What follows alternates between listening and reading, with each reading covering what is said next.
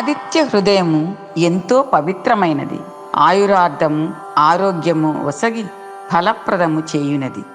ఆది కావ్యం రామాయణములో అంతర్భాగము ఆదిత్య హృదయం స్తోత్రము. అఖిల లోకాలకు హృదయం వంటివాడు ప్రత్యక్ష దైవము ఆదిత్యుడు. దైవ ప్రార్థనలో ఈ ఆదిత్య హృదయం స్తోత్ర రాజము విశిష్టమైనది. స్తోత్రం తోయుద్ధ పరిశ్రాంతం సమరే చింతయా స్థితం రావణం జాగ్రతో దృష్ట్యా యుద్ధాయ సముపస్థితం. యుద్ధము చేసి చేసి మిక్కిలి అలిసియున్న శ్రీరాముడు సమరరంగమున చింతాక్రాంతుడై ఉండెను. పిమ్మట రావణుడు యుద్ధ సన్నద్ధుడై ఆ స్వామి ఎదుట నిలిచియుండెను. యుద్ధమును చూచుటకు దేవతలతో కూడి అచ్చటికి విచ్చేసిన పూజ్యుడైన అగస్త్య మహర్షి శ్రీరాముని సమీపించి ఆ ప్రభువుతో ఇట్లు పలికెను. రామ రామ మహాబాహో శృణు గుహ్యం సనాతనం येन सर्वा नरीन् वत्स समरे विजयिष्यसि. ఓ రామ మహాబాహో నాయన, సనాతనము మిగుల గోప్యము అయిన ఈ స్తోత్రమును గూర్చి తెలిపెదను వినుము. దీనిని జపించినచో సమరమున నీవు శత్రువులపై విజయమును సాధించగలవు. ఆదిత్య హృదయం పుణ్యం సర్వశత్రు వినాశనం జయావహం జపే నిత్యం అక్షయం పరమం శివం. ఈ ఆదిత్య హృదయము అను స్తోత్రము పరమ పవిత్రమైనది. సమస్త శత్రువులను నశింపజేయునది. నిత్యము దీనిని జపించినచో సర్వత్రా జయము లభించుట తథ్యము. ఇది సత్ఫలములను అక్షయముగా ప్రసాదించునది. సర్వమంగళ మాంగళ్యం సర్వపాప ప్రణాశనం చింతాశోక ప్రశమనం ఆయుర్వర్ధనముత్తమం. ఇది పరమ పావనమైనది. సకల శ్రేయస్సులను సమకూర్చి సమస్త పాపములను నశింపజేయును. ఆది వ్యాధులను తొలగించి ఆయుష్ను వృద్ధిపరచును. సర్వ జపములలో శ్రేష్టమైనది. కావున దీనిని జపించుట ఎంతేని అవశ్యము. రశ్మిమంతం సముద్యంతం దేవాసురనమస్కృతం పూజయస్వ వివస్వంతం భాస్కరం భువనేశ్వరం. అనంతమైన బంగారు కిరణములతో శోభిల్లుచు జాతికి జాగృతి కూర్చును. దేవాసురులు ఈయనకు ప్రణమిల్లుదురు. మిక్కిలి తేజస్సు గలవాడు, సమస్త భువనములను నియంత్రించువాడు, లోకములకు వెలుగునిచ్చు ఆదిత్యుని పూజింపుము. సర్వదేవాత్మకో హ్యేషః తేజస్వీ రశ్మి భావనః ఏష దేవాసురగణాన్ లోకాన్ పాతి గభస్తిభిః. ఇతడు సమస్త దేవతలకు ఆత్మ అయినవాడు. తేజోరాశి. తన కిరణములచే లోకమునకు శక్తిని స్ఫూర్తిని ప్రసాదించువాడు. దేవాసుర గణములతో కూడి సమస్త లోకములను తన కిరణములచే రక్షించుచుండువాడు. ఏష బ్రహ్మా చ విష్ణుశ్చ శివః స్కందః ప్రజాపతిః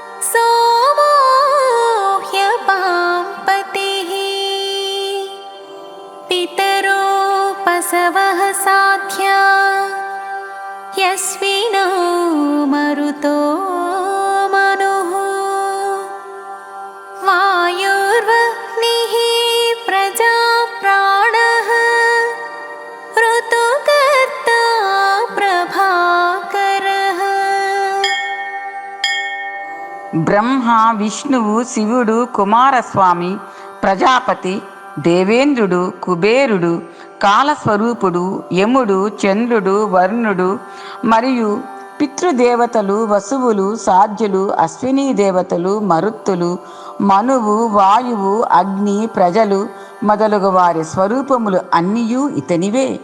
షడ్ఋతువులకు కారకుడు ఈ ప్రభాకరుడే. ఆదిత్యః సవితా సూర్యః ఖగః పూషా గభస్తిమాన్ సువర్ణసదృశో భానుః హిరణ్యరేతా దివాకరః. ఆదిత్యుడు జగత్ సృష్టి కారకుడు. జనులు తమ విధులు నిర్వర్తించుటకు ప్రేరణ ఇచ్చును. లోకోపకారం కొరకు ఆకాశమున సంచరించి వర్షముల ద్వారా జగత్తును పోషించి తన కిరణములతో లోకమును ప్రకాశింపజేయును. బంగారు వన్నెతో తేజరిల్లుచు అద్భుతముగా ప్రకాశించువాడు. బ్రహ్మాండముల ఉత్పత్తికి బీజమైనవాడు. చీకట్లను తొలగించుచు దివా సమయమున ప్రాణులను కార్యనిమగ్నులను గావించువాడు. హరితస్వః సహస్రాక్షిః సప్త సప్తైర్మరీచిమాన్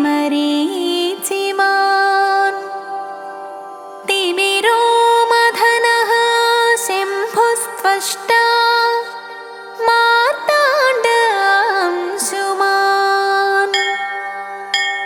శ్యామవర్ణము గల రథాస్వములు కలవాడు.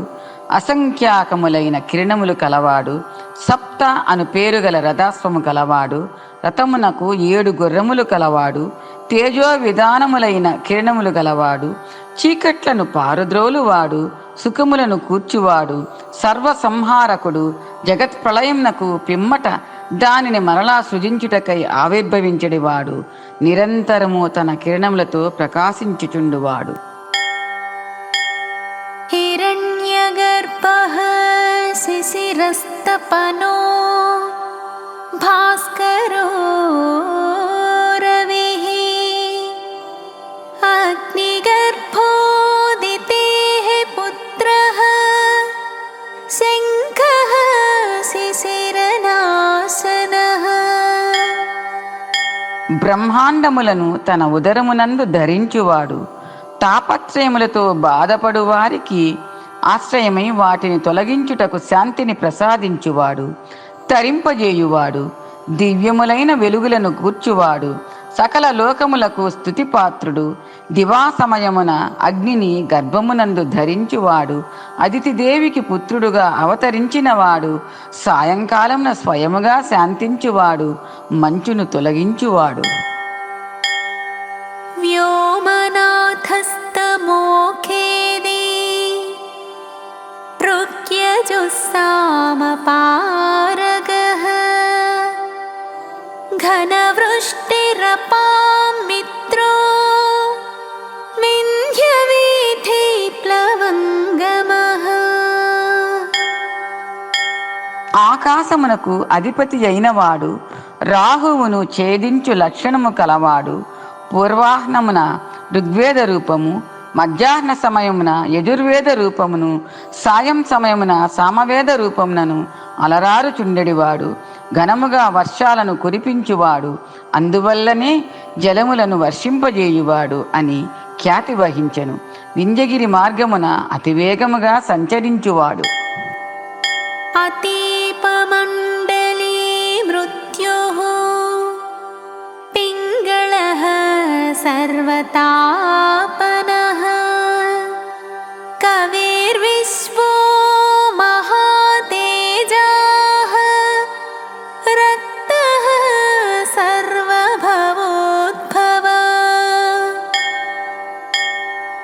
వేడిని కలిగి ఉండువాడు.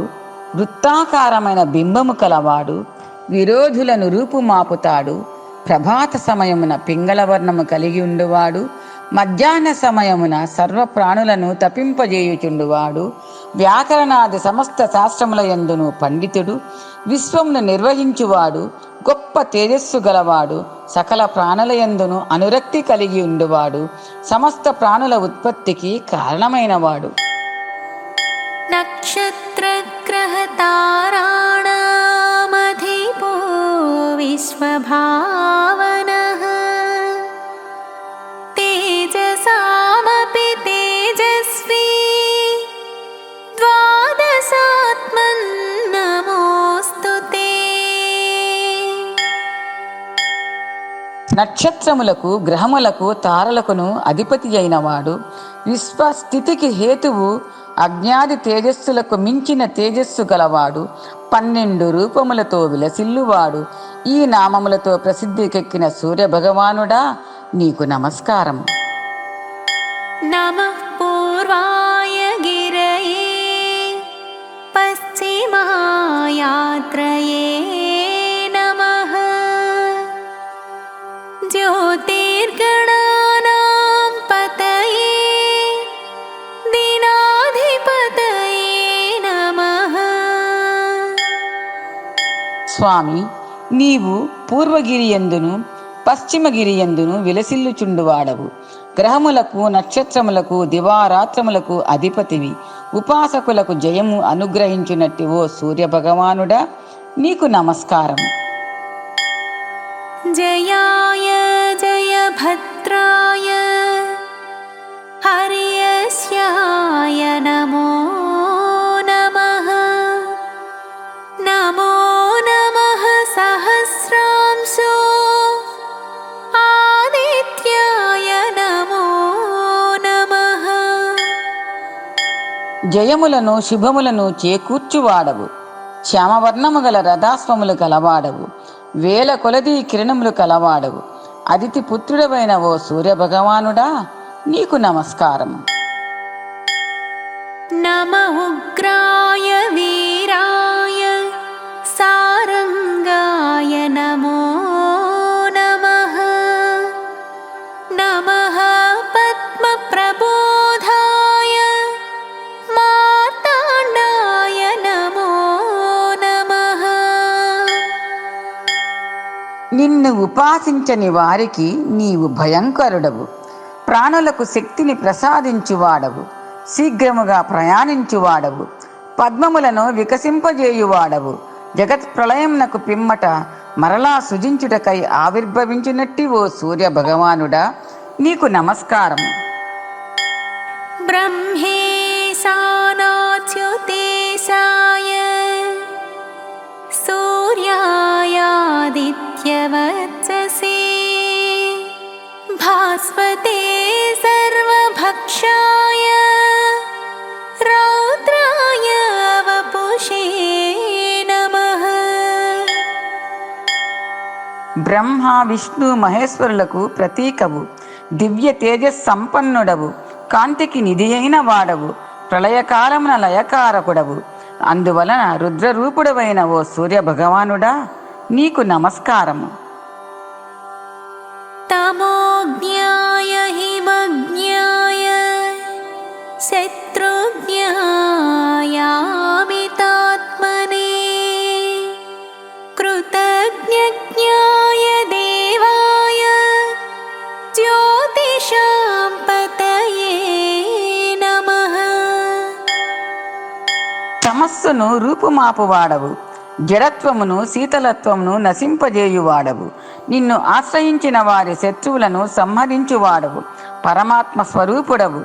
కృతజ్ఞులను నశింపజేయుచు దివ్య తేజస్సు విరజిమ్మచు సమస్త జ్యోతులకు అధిపతి అయిన నీకు నమస్కారం.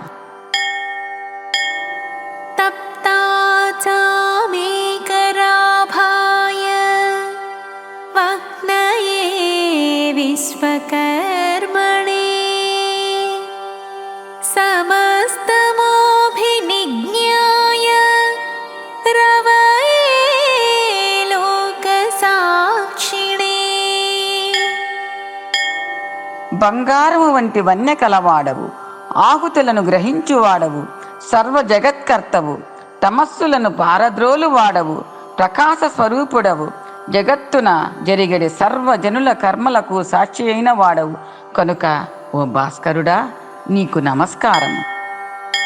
నాశయత్యేష వైభూతం తథైవ సృజతి ప్రభుః పాయత్యేష తపత్యేష వర్షత్యేష గభస్తిభిః. రఘునందన, ఈ ప్రభువే సమస్త ప్రాణులను లయమునొచ్చును, పిదప సృష్టించి పాలించుచుండును. ఇతడు తన కిరణముల చేత జగత్తు తపింపజేయును, వర్షములను ప్రసాదించుచుండును. ఏష సుప్తేషు జాగర్తి భూతేషు పరినిష్ఠితః ఏష ఏవాగ్నిహోత్రం చ ఫలం చైవాగ్నిహోత్రిణాం. ఇతడు సకల ప్రాణులలో అంతర్యామిగా నుండును, వారు నిద్రించుచున్నను తాను మేల్కొనియేయుండును. హవిస్సు యొక్క స్వరూపము ఇతడే, తత్ఫల స్వరూపము ఇతడే. వేదాశ్చక్రతవశ్చైవ క్రతూనాం ఫలమేవ చ యాని కృత్యాని లోకేషు సర్వ ఏష రవిః ప్రభుః. ఇతడు వేదవేద్యుడు, యజ్ఞఫల స్వరూపుడు. లోకములో జరిగడి సమస్త కార్యములకు ఈ సూర్యభగవానుడే ప్రభువు. ఏనమాపత్సు కృత్యేషు కాంతారేషు భయేషు చ కీర్తియన్ పురుషః కశ్చిన్ నావసీదతి రాఘవః. రఘురామ, ఆపదల యందును కష్టముల యందును దుర్గమ మార్గముల యందును భయస్థితుల యందును ఈ స్వామిని కీర్తించిన వారికి నాశనము ఉండదు. పూజాయస్త్వైనమేకాగ్రో దేవదేవం జగత్పతం ఏతత్త్రిగుణితం జప్త్వా యుద్ధేషు విజయిష్యసి. దేవదేవుడు జగత్పతి అయిన ఈ సూర్యభగవానుని ఏకాగ్రతతో పూజింపుము. ఈ ఆదిత్య హృదయమును ముమ్మారు జపించినచో నీవు ఈ మహాసంగ్రామమునందు విజయమును పొందగలవు. అస్మిన్ క్షణే మహాబాహో రావణం త్వం వధిష్యసి. ఏవముక్త్వా తదాగస్త్యో జగామ చ యథాగతం. మహాబాహో రామ, ఈ క్షణముననే నీవు రావణుని వధింపగలవు అని పలికి అగస్త్య మహర్షి తన స్థానమునకు చేరెను. ఏవచ్చుత్వా మహాతేజ నష్టశోకో భవత్తదా ధారయామాస సుప్రీతో రాఘవ ప్రయతాత్మవాన్. మహా తేజస్వి అయిన శ్రీరాముడు అగస్త్య మహాముని ద్వారా ఈ ఆదిత్య హృదయ మహిమను గ్రహించి చింతారహితుడయ్యెను. అతడు మిక్కిలి సంతృప్తి పొంది ఏకాగ్రతతో ఈ ఆదిత్య హృదయ మంత్రమును మనస్సునందు నిలుపుకొనెను. ఆదిత్యం ప్రేక్ష్య జప్త్వాతో పరం హర్షమవాప్తవాన్ త్రిరాజమ్య శుచేర్భూత్వా ధనురాదాయ వీర్యవాన్. పిదప ముమ్మారు ఆచమించి శుచియై సూర్య భగవానుని చూచుచూ ఈ మంత్రమును జపించి పరమ సంతుష్టుడాయను. పిమ్మట ఆ రఘువీరుడు తన ధనువును చేబూనెను. రావణం परित्यज्य हृष्टात्मा युद्धाय समुपागतम् सर्वयत्नेन महता वधेतस्य धृतोऽभवत्। మిగుల సంతుష్టుడయ్యున్న ఆ రాముడు రావణుని చూచి యుద్ధమునకై పురోగమించెను. అన్ని విధములుగా గట్టి పూనికతో ఆ నిశాచరుని వధించుటకు కృత నిశ్చయుడయ్యను. అథర్వవిరవదన్నిరీక్ష్య ముదితమనః పరమం ప్రహ్యష్యమాణః నిశిచరపతి సంశయం విదిత్వా సురగణమధ్యగతో వచస్త్వరేతి. పిమ్మట దేవతల మధ్యనున్న సూర్య భగవానుడు రావణుడు నశించుట తథ్యము అని ఎరింగి మానసోల్లాసమున పొందినవాడై పరమ సంతోషముతో శ్రీరాముని చూచి రామా త్వరపడుము అని పలికెను. ఫలశ్రుతి: ప్రతిరోజు బ్రాహ్మీ ముహూర్తంలో ఆదిత్య హృదయం పారాయణం చేయాలి. ప్రతిరోజు ఆదిత్య హృదయం పారాయణం చేయడం ద్వారా పాపాల నుంచి శాపాల నుంచి విముక్తి లభిస్తుంది. కష్టాలు కడదేరుతాయి. ఎంతటి అనారోగ్య సమస్యలైనా ఆ సూర్య భగవానుడి ఆశీస్సులతో మటుమాయమవుతాయి. నిరుద్యోగంతో బాధపడుతున్న వారికి ఉద్యోగ ప్రాప్తి లభిస్తుంది. ఆదిత్య హృదయం పఠించినంతనే సకల సంపదలు కలుగుతాయి. ఆదిత్య హృదయము శత్రువులను ఓడించడానికి సహాయం చేస్తుంది. ఈ స్తోత్రము దృఢమైన మనస్సును కలిగిస్తుంది. ఆదిత్య హృదయం స్తోత్రాన్ని పఠించడం వలన మానసిక మరియు భావోద్వేగ శ్రేయస్సు, మెరుగైన ఆధ్యాత్మిక అనుసంధానము, పెరిగిన అంతర్గత బలము, ఒత్తిడి తగ్గింపు మరియు మెరుగైన శారీరక ఆరోగ్యం వంటి వివిధ ప్రయోజనాలను తెస్తుంది. ఈ స్తోత్రము మనస్సును ప్రశాంతపరుస్తుంది, ఆందోళనను తగ్గిస్తుంది మరియు సానుకూల మనస్తత్వాన్ని కలిగిస్తుంది. భావోద్వేగ స్వస్థతలో సహాయపడుతుంది. కృతజ్ఞతాభావాన్ని కలిగి ఉంటుంది. ఆత్మవిశ్వాసం పెంచి శక్తివంతం చేస్తుంది. వ్యక్తులు తమ ఆధ్యాత్మిక ప్రయాణాన్ని, భగవానుడితో ఆధ్యాత్మిక సంబంధాన్ని మెరుగుపరుచుకోవచ్చు. ఆదిత్య హృదయం స్తోత్రం పారాయణం వలన రోగ నిరోధక వ్యవస్థ బలపడుతుంది. నిద్ర నాణ్యతను మెరుగుపరుస్తుంది. ఆదివారాలు, పండుగ దినములు ప్రత్యేకము.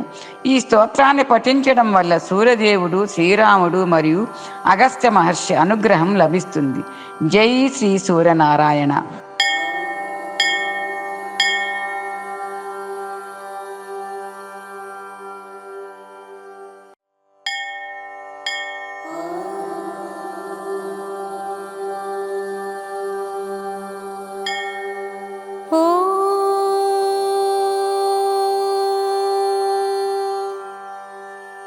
శ్రీ సూర్య సహస్రనామస్తోత్రం. ఓం విశ్వవిద్ విశ్వజిత్కర్తా విశ్వాత్మా విశ్వతోముఖః విశ్వేశ్వరో విశ్వయోనిర్నియతాత్మా జితేంద్రియః కాలాశ్రయః కాలకర్తా కాలః కాలనాశనః మహాయోగి మహాసిద్ధిర్మహాత్మాసు మహాబలః प्रभुर्विभुर्भूतनाथो भूतात्मा भुवनेश्वरः भूतभव्यो भावितात्मा भूतान्तःकरणः शिवः शरण्यः कमलानन्दो नन्दनो नन्दवर्धनः वरेण्यो वरदो योगी सुसंयुक्तः प्रकाशकः प्राप्तयानः परप्राणः भूतात्मा प्रयतप्रियः नयः सहस्रपात् साधु दिव्यकुण्डलमण्डितः अव्यङ्गधारी धीरात्मा सविता वायुवाहनः समाहितमतिदाता विधाता कृतमङ्गलः कपर्ती कल्पपात्रुद्रः सुमना धर्मवत्सलः समायुक्तो विमुक्तात्मा कृतात्मा कृतिनाम्बरः अविचिन्त्य वपुः श्रेष्ठो महायोगी महेश्वरः कान्तः कामारिरादित्यो नियतात्मा निराकुलः सप्तसप्तिरचिन्त्यात्मा महाकारुणिकोत्तमः सञ्जीवनो जीवनाथो जियो जीवो जगत्पतिः अयुक्तो विश्वनिलयः संविभागी वृषध्वजः वृषा कपिः कल्पकर्ता कल्पान्तकरणो रविः एकचक्ररथो मौनी सुरथो रथिनां वरः सक्रोधनो रश्मिमाली तेजो राशिर्विभावसुः दिव्यकृत्तिनकृत्देवो देवदेवो दिवस्पतिः दीननाथो हरो होता दिव्यबाहुर्दिवाकरः यज्ञो यज्ञपतिः पूषा स्वर्णरेताः परावरः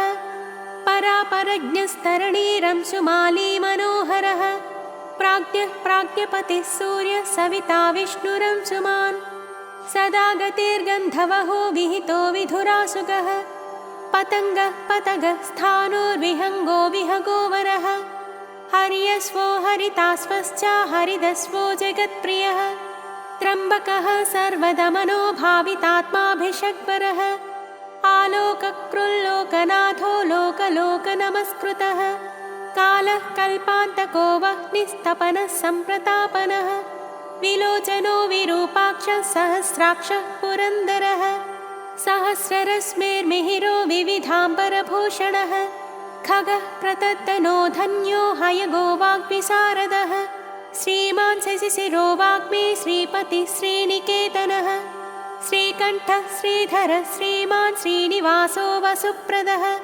कामचारी महामायो महोग्रो विदितामयः तीर्थक्रियावान् सुनयो विभक्तो भक्तवत्सलः कीर्तिः कीर्तिकरो नित्यः कुण्डलीकवचीरथी हिरण्यरेता सप्ताश्वः प्रयतात्मा परन्तपः बुद्धिमानमरश्रेष्ठो रोचिष्णुः पाकशासनः समुद्रो धनदो धाता मन्धाता कल्मषापहः तमोग्नोध्वान्तः वह्निर्होतान्तकरणो गुहः पशुमान् प्रयतानन्दो भूतेशः श्रीमतां वरः नित्योदितो नित्यरतः सुरेशः सुरपूजितः अजितो विजितो जेता जङ्गमस्थावरात्मकः जीवानन्दो नित्यगामी विजेता विजयप्रदः पज्जन्योऽग्निस्थितिस्थेयः स्थविरोधः निरञ्जनः प्रद्योतनोरथारूढः सर्वलोकप्रकाशकः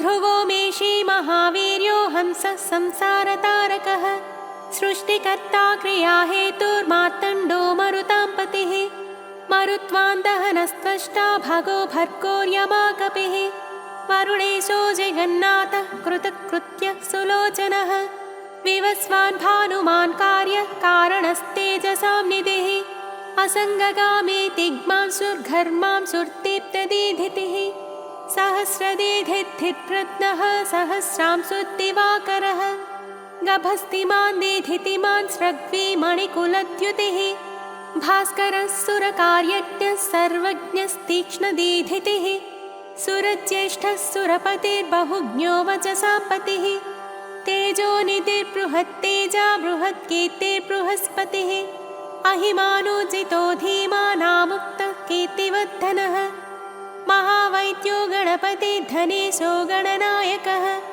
तीव्रः प्रतापनस्तापी तापनो विश्वतापनः कार्तस्वरो हृषीकेशः पद्मानन्दोऽतिनन्दितः पद्मनाभो मृताहारस्थितिमान् केतुमान्नभः अनाद्यं तोच्युतो विश्वो विश्वामित्रो घृणिर्विराट् आमुक्तकवचो वाग्मी कञ्चुकी विश्वभावनः अनिमित्तगतिः श्रेष्ठः शरण्यः सर्वतोमुखः विगाही वेणुरसः समायुक्तः समाक्रतुः धर्मकेतुर्धर्मरतिः संहत्ता संयमो यमः प्रणतातिहरो वायुसिद्धकार्यो जनेश्वरः नभो विगाहनः सत्यः सवितात्मा मनोहरः हारी हरिषहो वायुर्ऋतुः कालानलद्युतिः सुखसेव्यो महातेजा जगतामेककारणम् महेन्द्रो विष्णुतः स्तोत्रं स्तुतिहेतुः प्रभाकरः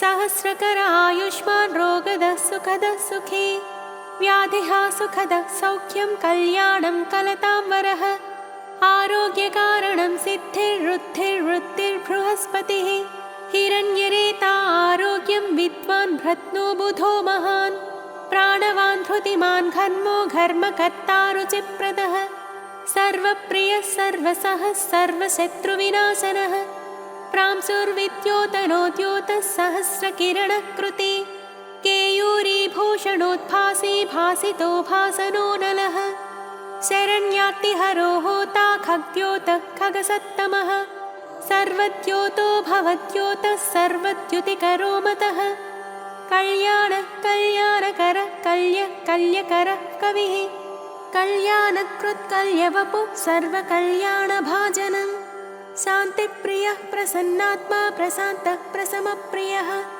उदारकर्मा सुनयः सुवच्चावच्चसोज्ज्वलः वच्चस्वी वच्चसामेशस्त्रैलोक्येशोऽवसानुगः तेजस्वी सुयशावर्ष्मी वर्णाध्यक्षो बलिप्रियः यशस्वी तेजो निलयस्तेजस्वी प्रकृतिस्थितः आकाशगः शीघ्रगतिरासु गोगतिमान् खगः गोपतिग्रहदेवेशो गोमानेकः प्रभञ्जनः जनिता प्रजनो जीवो दीपः सर्वप्रकाशकः सर्वसाक्षी योगनित्यो नभस्वानसुरान्तकः रक्षोज्ञो विघ्नशमनः किरीटी सुमनः प्रियः मरीचिमाली सुमतिः कृताभिज्ञविशेषकः शिष्टाचारः शुभाचारः स्वचाराचारतत्परः मन्दारो माठरो वेणुक्षुधापक्ष्मापतिर्गुरुः सुविशिष्टो विशिष्टात्मा विधेयो ज्ञानशोभनः महाश्वेतः प्रियो ज्ञेयः सामगो मोक्षदायकः सर्ववेदप्रगीतात्मा सर्ववेदलयो महान् वेदमूर्तिश्चतुर्वेदो वेदभृद्वेदपारगः क्रियावानसितो जिष्णुर्वरीयांसुर्वरप्रदः व्रतचारी व्रतधरो लोकबन्धुरलङ्कृतः अलङ्कारोऽक्षरो वेद्यो विद्यावान् विदिताशयः आकारो भूषणो भूष्यो भूष्णुर्भुवनपूजितः चक्रपाणे ध्वजधरः सुरेशो लोकवत्सलः वाग्मिपतिर्महाबाहुः प्रकृतिर्विकृतिर्गुणः अन्धकारापः श्रेष्ठो युगावत्तो युगाधिकृत् अप्रमेयः सदा योगी निरहङ्कार ईश्वरः शुभप्रदः शुभशास्ता शुभकर्मा शुभप्रदः सत्यवान् श्रुतिमानुच्चैर्नकारो वृद्धितो नलः बलभृत्बलदो बन्धुर्मतिमान् बलिनाम्बरः अनङ्गो नागराजेन्द्रः पद्मयोनिर्गणेश्वरः संवत्सर ऋतुर्नेता कालचक्रप्रवर्तकः पद्मेक्षणः पद्मयोनिः प्रभावानमरः प्रभो सुमूर्तिः सुमतिः सोमो गोविन्दो जगदादिजः पीतवासः कृष्णवासा दिग्वासास्त्विन्द्रियादिगः अतीन्द्रियोऽनेकरूपः स्कन्दः परपुरञ्जयः शक्तिमान् जलधृक्भास्वान् मोक्षहेतुरयो निजः सर्वदर्शी जितादर्शो दुःस्वप्नाशुभनाशनः मङ्गल्यकर्ता तरणिर्वेगवान् कस्मलापहः स्पष्टाक्षरो महामन्त्रो विशाखो यजनप्रियः विश्वकर्मा महाशक्तिर्द्युतिरेशो विहङ्गमः विचक्षणो दक्ष इन्द्रः प्रत्यूषः प्रियदर्शनः अखिन्नो वेदनिलयो वेदविद्विदिताशयः प्रभाकरो जितरिपुः सुजनोरुणसारथिः कुनासी सुरतस्कन्दो महितोऽभिमतो गुरुः ग्रहराजो ग्रहपति ग्रहनक्षत्रमण्डलः भास्करः सततानन्दो नन्दनो नरवाहनः मङ्गल्यचारुचरितः शीर्णः सर्वव्रतो व्रती चतुर्मुखः पद्ममाली पूतात्मा प्रणतात्तिः अकिञ्चनः सतामीशो निर्गुणो गुणवान् शुचिः सम्पूर्णः पुण्डरीकाक्षो विधेयो योगतत्परः सहस्रांशु क्रतुमतिः सर्वज्ञः सुमतिः सुवाक् सुवाहनो माल्यदामा कृताहारो हरिप्रियः ब्रह्मा प्रचेता प्रतितः प्रयत्नात्मा स्थिरात्मकः शतविन्दुः शतमुखो गरीयाननलप्रभः धीरो महत्तरो विप्रः पुराणपुरुषोत्तमः विद्याराजाधिराजो हि विद्यावान् भूतिदः स्थितः अनिर्देश्य वपुः श्रीमान् विपाप्मा बहुमङ्गलः स्वः स्थितः सुरथः स्वर्णो मोक्षदो बलिकेतनः निद्वन्द्वोद्वन्द्वः स्वर्गः सर्वगः सम्प्रकाशकः दयालु सूक्ष्मदिक्शान्तिः क्षेमा क्षेमस्थितिप्रियः भूधरो भूपतिर्वक्ता पवित्रात्मा त्रिलोचनः महावराह प्रियकृद्धाता भोक्ता भयप्रदः चक्रवर्ती धृतिकरः सम्पूर्णोऽथ महेश्वरः चतुर्वेदधरो चिन्त्यो विनिन्द्यो विविधासनः विचित्ररथ एकाकी सप्तसप्तिः परापरः सर्वोदधिस्थितिकरः स्थितिस्थेयः स्थितिप्रियः निष्कलः पुष्कलो विभुर्वसुमान् वासवप्रियः वसुमान् वासवः स्वामी वसुधामा वसुप्रदः बलवान् ज्ञानवांस्तत्त्वमोङ्कारस्थिषु संस्थितः सङ्कल्पयोनिर्दिनकृत् भगवान् कारणापहः नीलकण्ठो धनाध्यक्षश्चतुर्वेदप्रियं वदः वषट्कारोद्गाता होता स्वाहाकारो हुताहुतिः जनार्दनो जिनानन्दो नरो नारायणो बुधः सन्देहनाशनो वायुद्धन्वी सुरनमस्कृतः विग्रहे विमलो बिन्दुर्विशोको विमलद्युतिः द्युतिमान् द्योतनो विद्युद्विद्यावान् विदितो बली घर्मदो हिमदो हासः कृष्णवत्मासुताजितः सावित्री भावितो राजा विश्वामित्रो घृणिर्विराट् सप्ताचिः सप्ततुरगः सप्तलोकनमस्कृतः सम्पूर्णोऽथ जगन्नाथः सुमना शोभनप्रियः सर्वात्मा सर्वकृत्सृष्टिः सप्तिमान् सप्तमे प्रियः सुमेधा मेधिको मेध्यो मेधावी मधुसूदनः अङ्गिरः पतिः कालज्ञो धूमकेतुः सुकेतनः सुखे सुखप्रदः सौख्यः कान्तिः कान्तिप्रियो मुनिः सन्तापनः सन्तपन आतपस्तपसाम्पतिः उमापतिः सहस्रांशुः प्रियकारी प्रियङ्करः प्रीतिर्विमन्युरम्भोत्तः खञ्जनो जगतां पतिः जगत्पिता प्रीतमनः सर्वखर्वो गुहोचलः सर्वगो जगदानन्दो जगन्नेता सुरारिः श्रेयस्करो ज्यायान् महानुत्तम उद्भवः उत्तमो मेरुमेयोऽथ धरणो धरणीधरः धराध्यक्षो धर्मराजो धर्माधर्मप्रवर्तकः रथाध्यक्षो रथगतिस्तरुणस्तनितो नरः उत्तरोनुत्तरस्तापि अवाक्पतिरपाम्पतिः पुण्यसङ्कीर्तनः पुण्यो हेतुर्लोकत्रयाश्रयः स्वर्भानुर्विगतानन्दो विशिष्टोत्कृष्टकर्मकृत् व्याधिप्रणाशनः क्षेमः शूरः सर्वजिताम्बरः एकरथो रथाधीशः पिता शनैश्चरस्य हि वैवस्वतो गुरुर्मृत्युद्धर्मनित्यो महाव्रतः प्रलम्बहारसंचारी प्रद्योतो द्योतितानलः सन्तापहृत्परो मन्त्रो मन्त्रमूर्तिर्महाबलः श्रेष्ठात्मा सुप्रियः शम्भुर्मरुतामीश्वरेश्वरः संसारगतिविच्छेता संसारार्णवतारकः सप्तजिह्वः सहस्राची रत्नगर्भोपराजितः धर्मकेतुरमेयात्मा धर्माधर्मवरप्रदः लोकसाक्षी लोकगुरुर्लोकेशश्चण्डवाहनः धर्मयोपोयोपवृक्षो धनुष्पाणिर्धनुर्धरः पिनाकदृक्महोत्साहो महामायो महासनः वीरः शक्तिमतां श्रेष्ठः सर्वशस्त्रभृतां वरः ज्ञानगम्यो दुराराध्यो लोहिताङ्गो विवर्धनः खगोन्धो धर्मदो नित्यो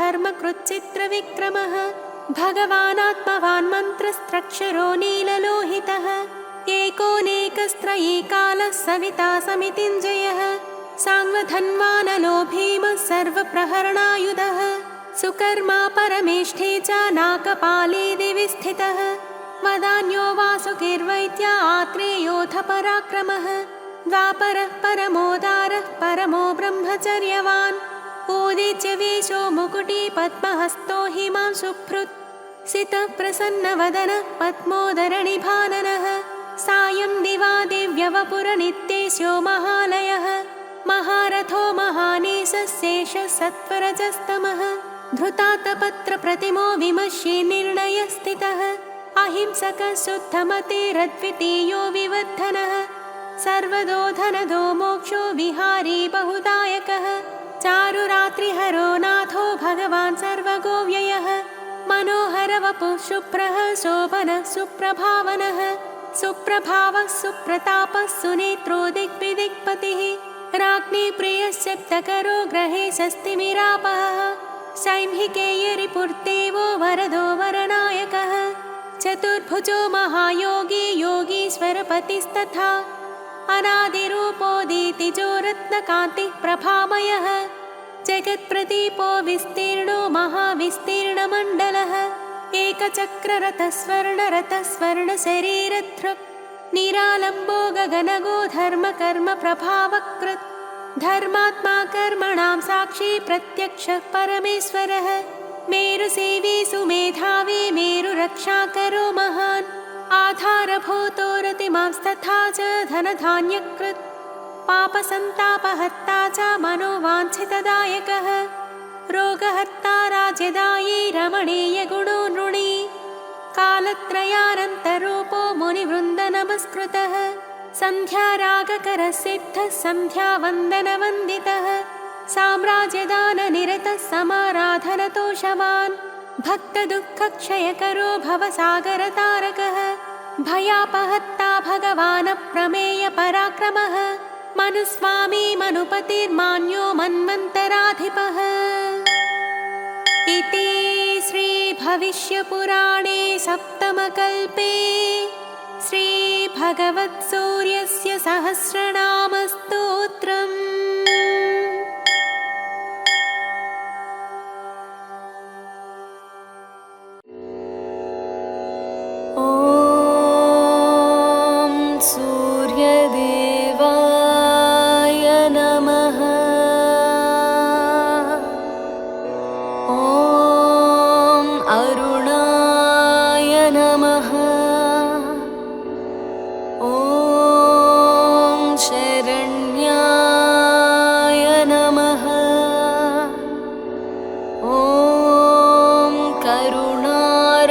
सिंधवे नमः। ॐ असमानबलाय नमः।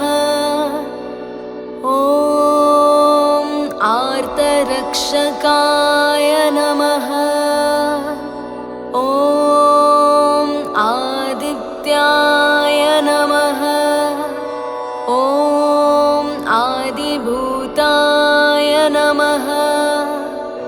ॐ अखिलागमवेदिने नमः। ॐ अच्युताय नमः। ॐ अखिलज्ञाय नमः। ॐ अनन्ताय नमः। ॐ ऐनाय नमः। ॐ विश्वरूपाय नमः। ॐ इज्याय नमः।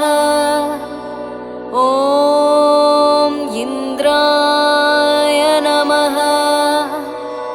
ॐ भानवे नमः। ॐ इन्दिरामन्दिराप्ताय नमः।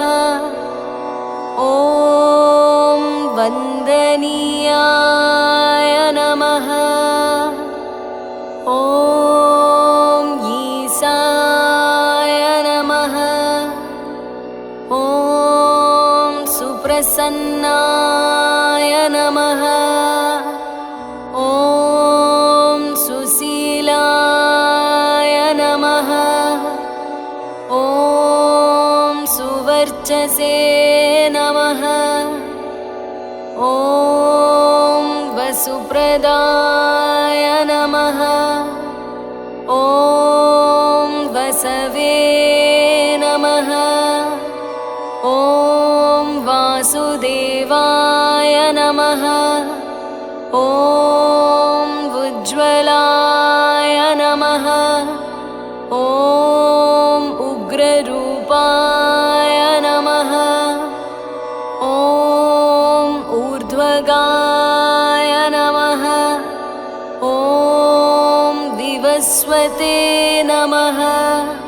ॐ उद्यत्किरणजालाय नमः। ॐ हृषीकेशाय नमः। ॐ ऊर्जस्वलाय नमः। ॐ वीराय नमः। ॐ निर्जराय नमः। ॐ जयाय नमः। ॐ ऊरुद्वयाभावरूपयुक्तसारथये नमः। ॐ ऋषिवन्द्याय नमः। ॐ ऋग्घन्त्रे नमः। ॐ वृक्षचक्रचराय नमः। ॐ ऋजुस्वाभावचित्ताय नमः। ॐ नित्यस्तुत्याय नमः। ॐ ऋकारमातृकावर्णरूपाय नमः। ॐ उज्ज्वलतेजसे नमः। ॐ रूक्षाधिनाथमित्राय नमः। ॐ पुष्कराक्षाय नमः। ॐ लुप्तदन्ताय नमः। ॐ शान्ताय नमः। ॐ कान्तिदाय नमः। ॐ घनाय नमः। ॐ कनत्कनकभूषाय नमः। ॐ खद्योताय नमः। ॐ लूनिताखिलदैत्याय नमः। ॐ सत्यानन्दस्वरूपिणे नमः। ॐ अपवर्गप्रदाय नमः। ॐ आर्तशरण्याय नमः। ॐ एकाकिने नमः। ॐ भगवते नमः। ॐ सृष्टिस्थित्यन्तकारिणे नमः। ॐ गुणात्मने नमः। ॐ घृणिवृते नमः। ॐ बृहते नमः। ॐ ब्रह्मणे नमः। ॐ ऐश्वर्यदाय नमः। ॐ सर्वाय नमः। ॐ हरिदस्वाय नमः। ॐ सौरये नमः। ॐ दशदिक्सम्प्रकाशाय नमः। ॐ भक्तवस्याय नमः। ॐ ओजस्कराय नमः। ॐ जैने नमः। ॐ जगदानन्दहेतवे नमः। ॐ जन्ममृत्युजराव्याधिवर्जिताय नमः। ॐ औच्यस्थानसमारूढरधस्ताय नमः। ॐ असुरारये नमः। ॐ कमनीयकराय नमः।